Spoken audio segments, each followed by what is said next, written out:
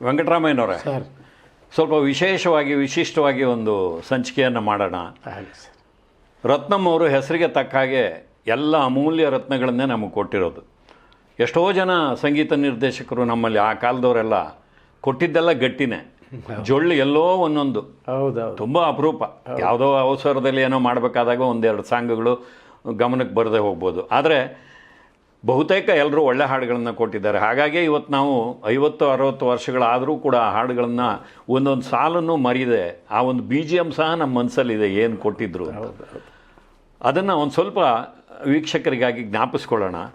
ರತ್ನಂ ಅವರಿಗೆ ಗೌರವಪೂರ್ವಕವಾಗಿ ಅವರು ಸಂಗೀತ ನಿರ್ದೇಶನ ಮಾಡಿರುವಂಥ ಒಂದು 5 ಹಾಡುಗಳನ್ನು ನಾನು ಒಂದೊಂದು ಸಾಲು ಹೇಳ್ತೀನಿ, ನೀವು ಅದನ್ನು ಹಾರ್ಮೋನಿಯಮಲ್ಲಿ ನುಡಿಸ್ಬೇಕು. ಆಗಲಿ ಸರ್. ಮೊದಲಿಗೆ ಮಹಡಿ ಮನೆ ಚಿತ್ರದ ಕರ್ನಾಟಕದ ಹಿರಿಮೆಯನ್ನು ಸಾರುವಂಥ ಒಂದು ಹಾಡು.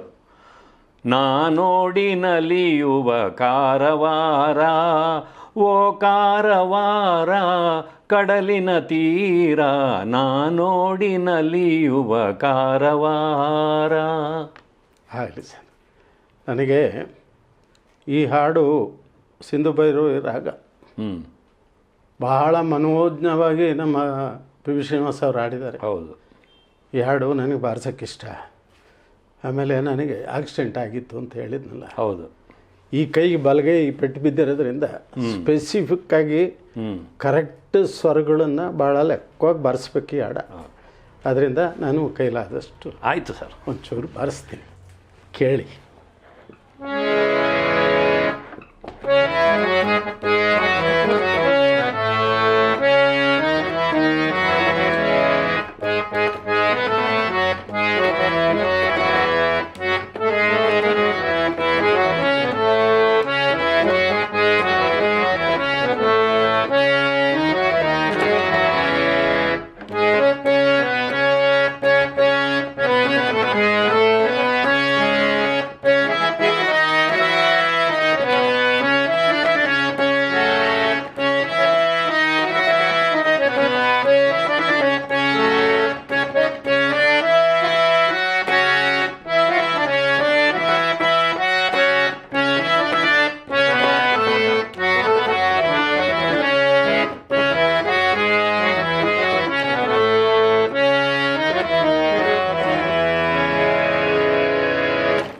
ಇದೇ ಚೆನ್ನಾಗಿದೆ ಸರ್. ಸರ್, ರತ್ನಂ ಅವರು ಬರ್ತಾ ಇದ್ದರೆ PV ಶ್ರೀನಿವಾಸ್ ಅವರು ಅಮ್ಮ ಬಂದರು ಅಂತ ಇದ್ರು. ರಾಜ್ಕುಮಾರ್ ಬರ್ತಾ ಇದ್ದರೆ ನನ್ನ ಶರೀರ ಬರ್ತಾ ಇದೆ ಅಂತ ಇದ್ರು. ಹಾಗೆ ಈ ಅಮ್ಮ ಅಂತ ಹೇಳಬೇಕಾದ್ರೆ ಕಾರಣ ಏನಪ್ಪ ಅಂದರೆ, ರತ್ನಂ ಅವರು ತಮ್ಮ ಅನೇಕ ಒಂದು ಸಂಗೀತ ಸಂಯೋಜನೆಯಲ್ಲಿ ಬೇರೆ ಬೇರೆ ಚಿತ್ರಗಳಲ್ಲಿ ಅಮ್ಮನನ್ನು ಕುರಿತಂತೆ ಮಾಡಿರುವಂಥ ಹಾಡುಗಳು. ಅದರಲ್ಲಿ ಭಲೆ ಜೋಡಿ ಚಿತ್ರದಲ್ಲಿ ರಾಜ್ಕುಮಾರ್ ಅವರು ಪಂಡ್ರಿಬಾಯಿ ಅವ್ರನ್ನ ಅಮ್ಮ ಅಂತ ನೆನೆಸ್ಕೊಂಡು ಒಂದು ಹಾಡನ್ನು ಹೇಳ್ತಾರಲ್ಲ, ಆ ಹಾಡನ್ನು ಸ್ವಲ್ಪ ನುಡಿಸಿ ತೋರಿಸಿ. ಅಮ್ಮ ಅಮ್ಮ ಅಮ್ಮ ನನ್ನಮ್ಮ, ನಾ ಅಮ್ಮ ಎಂದಾಗ ಏನೋ ಸಂತೋಷವು, ನಾ ಅಮ್ಮ ಎಂದಾಗ ಏನೋ ಸಂತೋಷವು, ನಿನ್ನ ಕಂಡಾಗ ಮನಕೇನೋ ಆನಂದವು, ಅಮ್ಮ ಅಮ್ಮ ಅಮ್ಮ ನನ್ನಮ್ಮ.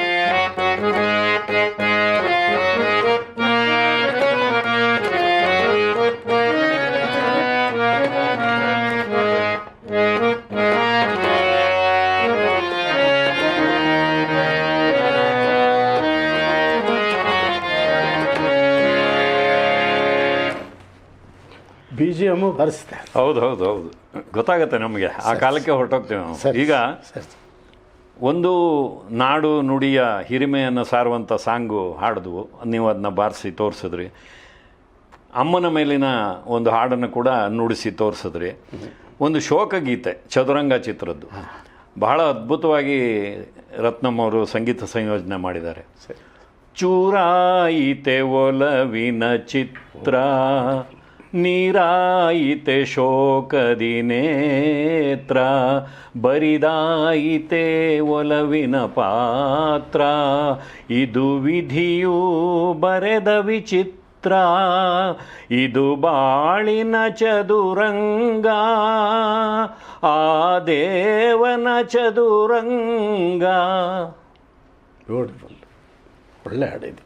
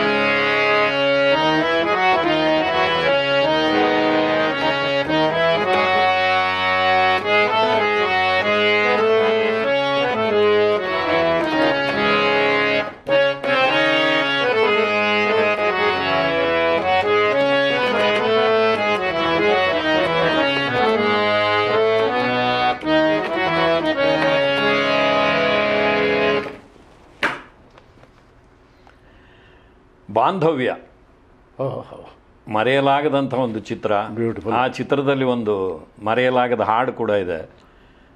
ಮಕ್ಕಳಿಬ್ಬರು ತಾಯಿಯ ಒಂದು ಅಂತ್ಯ ಸಂಸ್ಕಾರದಲ್ಲಿ ಹೆಗಲು ಕೊಡ್ತಾರೆ. ಒಬ್ಬ ಮಗನಿಗೆ ಗೊತ್ತೇ ಇಲ್ಲ ತನ್ನ ತಾಯಿಯ ಒಂದು ಅಂತ್ಯ ಸಂಸ್ಕಾರ ಅದು ಅಂತ. ಪೊಲೀಸರಿಂದ ತಪ್ಪಿಸ್ಕೊಳಕ್ಕೆ ಬಂದು ಅದಕ್ಕೆ ಹೆಗಲು ಕೊಡ್ತಾನೆ. ಗಂಗಾಧರ ಪಾತ್ರ ಮಾಡಿದ್ದಾರೆ, ಇನ್ನೊಬ್ಬರು ರಾಜೇಶು, ರತ್ನಾಕರ್ ಮಧು ನಿರ್ದೇಶನ. ಅಲ್ಲಿ ರತ್ನಮ್ಮ ಅವರು ಆ ಸನ್ನಿವೇಶಕ್ಕೆ ಒಂದು ಹಾಡು ಕಂಪೋಸ್ ಮಾಡ್ತಾರೆ. ಎಲ್ಲಾದರೂ ಹೋಗು ಮರೆಯಾಗು ಮೊರೆ ಹೋಗು, ನಿನ್ನನು ಬಿಡದೋ ಬಾಂಧವ್ಯ, ಬಿಡದೋ ಮಮತೆಯ ಬಾಂಧವ್ಯ, ಎಲ್ಲಾದರೂ ಹೋಗು. ಎಸ್ ಪಿ ಅವ್ರು ಹಾಡಿದ್ದು. ಬಹಳ ಸಂತೋಷ.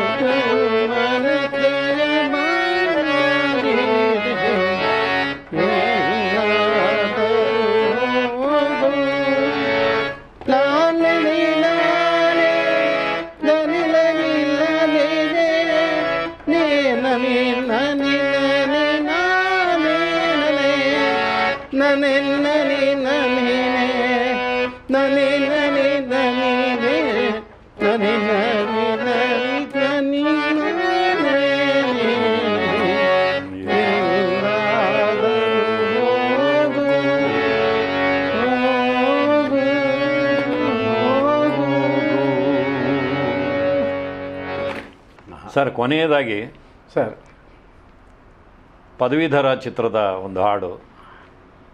ಯಾರಿಗಾಗಿ ಬದುಕಿದನೋ ಅವನು, ಯಾರ ಸೇರಿ ತೆರಳಿದನೋ ಅವನು. ಬ್ಯೂಟಿಫುಲ್. ಅದು ಭಾಳ ಬೇಸಲ್ಲಿ ಹಾಡಿದ್ದಾರೆ ಪಿ ಶ್ರೀನಿವಾಸ್ ಅವರು. ಅವರ ಮಟ್ಟಕ್ಕೆ ಹಾಡೋಕ್ಕೆ ಯಾರ ಕೈಲಿ ಸಾಧ್ಯ ಇಲ್ಲ ಬಿಡಿ.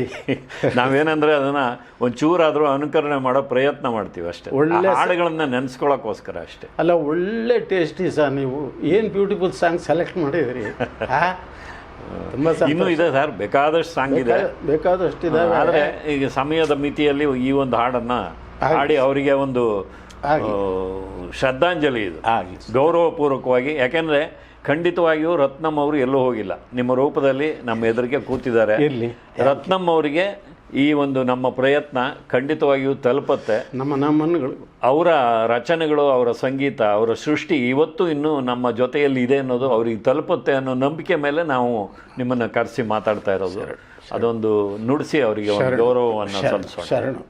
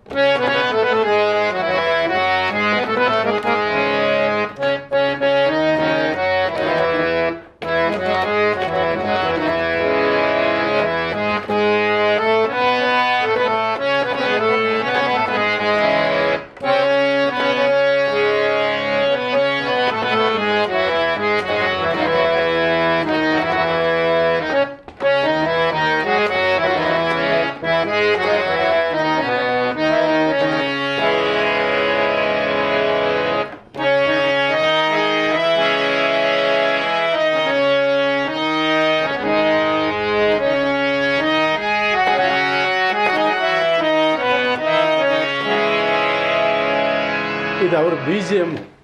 ರತ್ನಂ ಅವರ ಅಮೂಲ್ಯ ರತ್ನಗಳಂಥ ಹಾಡುಗಳು ಬೇಕಾದಷ್ಟಿದೆ, ಅಸಂಖ್ಯಾತ ಹಾಡುಗಳಿದೆ. ಅಂಥ ಹಾಡುಗಳಲ್ಲಿ ಕೆಲವು ಹಾಡುಗಳನ್ನು ನನಗೆ ನುಡಿಸಿ ತೋರಿಸಿ ಅಂತ ಕೇಳಿದ್ದಕ್ಕೆ ನೀವು ಬಹಳ ಸೊಗಸಾಗಿ ನುಡಿಸಿದ್ರಿ. 80ನೇ ವಯಸ್ಸಲ್ಲಿ ನೀವು ಕಾರ್ ಆಕ್ಸಿಡೆಂಟ್ ಆಗಿ ಕೈ ತೊಂದರೆ ಇದೆ ಅಂತ ಹೇಳ್ತಾ ಇದ್ದೀರಿ, ಜೊತೆಗೆ ಇಲ್ಲಿ ಹೈಟ್ ಬೇರೆ ಸರಿ ಇಲ್ಲ ಅಂತೀರಿ. ಅಷ್ಟಾಗಿ ಕೂಡ ಎಷ್ಟು ತಲೆದೂಗೋ ರೀತಿಯಲ್ಲಿ ನೀವು ಅದನ್ನ ನುಡಿಸಿದ್ರಿ. ಧನ್ಯವಾದಗಳು. ನಮ್ಮ ಆಸೆ. ವೆಂಕಟರಾಮಯ್ಯನವರೇ ಸರ್, ನಿಮ್ಮ ಸಂಗೀತದ ಮೇಲಿನ ಪ್ರೇಮ ಎಷ್ಟು ಅನ್ನೋದಕ್ಕೆ ಈಗ ನಾವು 10 ಸಂಚಿಕೆಗಳಲ್ಲಿ ನೀವು ನಡೆದು ಬಂದ ಹಾದಿಯನ್ನು ಎಳೆಯಾಗಿ ಬಿಡಿಸಿಟ್ಟಿದ್ದೀವಿ ಸರ್. ಸಂಗೀತದ ಮೇಲಿನ ನಿಮ್ಮ ಪ್ರೇಮದಿಂದಾಗಿಯೇ ನೀವು ಆ ಒಂದು ಸಂಗೀತ ರತ್ನಂ ಅವರನ್ನು ಕರ್ಕೊಂಡು ಬಂದು ಅವರ ಕಷ್ಟಕಾಲದಲ್ಲಿ ಅವರನ್ನ ನೋಡ್ಕೊಂಡಿದ್ದೀರಿ. ಯಾವ ಒಬ್ಬ ಮನುಷ್ಯನೂ ಇವತ್ತು ಪಕ್ಕದ ಮನೆಯವರೇ ಮಾತಾಡಿಸಲ್ಲ, ಅಂಥ ಕಾಲ ಇವತ್ತು ಬೆಂಗಳೂರಿನಲ್ಲಿ. ಹೀಗಿರುವಾಗ ನೀವು ನಮ್ಮ ನಾಡಿನವರೇ ಅಲ್ಲದ ಒಬ್ಬ ವ್ಯಕ್ತಿಯನ್ನು ಕೇವಲ ಅವರಲ್ಲಿರೋ ಒಂದು ಪ್ರೌಢಿಮೆಗೆ, ವಿದ್ಯೆಗೋಸ್ಕರ, ಆ ಸಂಗೀತಕ್ಕೋಸ್ಕರ ನೀವು ಕರ್ಕೊಂಡು ಬಂದು ಮಗನ ಸ್ಥಾನದಲ್ಲಿ ನಿಂತು ನೀವು ಅವ್ರನ್ನ ತಂದೆಯ ಸ್ಥಾನದಲ್ಲಿ ಪ್ರತಿಷ್ಠಾಪಿಸಿಕೊಂಡು ಅವ್ರನ್ನ ನೋಡ್ಕೊಂಡ್ರಿ. ಆದರೆ ಆ ಪುಣ್ಯಾತ್ಮ ನಿಮ್ಮನ್ನೇ ತಂದೆ ಅಂತ ಹೇಳಿದ್ರು ಸರ್. ಎಂತೆಂಥ ಕಷ್ಟಕಾಲದಲ್ಲೂ ನೀವು ಅವ್ರನ್ನ ಕೈ ಬಿಡಲಿಲ್ಲ.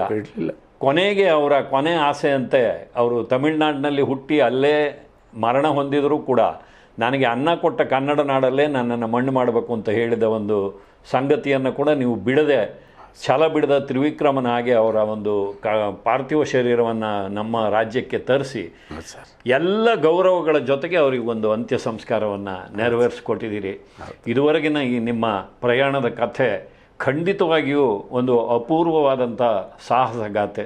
ಅದಕ್ಕಾಗಿ ನೀವು ನಮ್ಮ ವಾಹಿನಿಗೆ ಬಂದು ಈ ಎಲ್ಲ ಸಂಗತಿಗಳನ್ನು ಹಂಚಿಕೊಂಡಿದ್ದಕ್ಕೆ ನಿಮಗೆ ಧನ್ಯವಾದಗಳು.